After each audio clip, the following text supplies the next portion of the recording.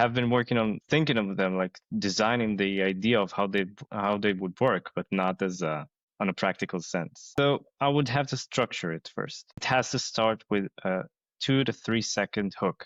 That hook should be everything, and it would be like 90% of my efforts would go into that hook of thinking, how can I catch the viewer's eye and mind? And that would be like the main event for me as a start in that whole structure. Going through that 2 or 3 seconds, we move on to, let's say, 5 to 7 seconds, where you get the body, for example, where I would have to explain to you why am I interesting? What do I want from you? Or just why did you stop?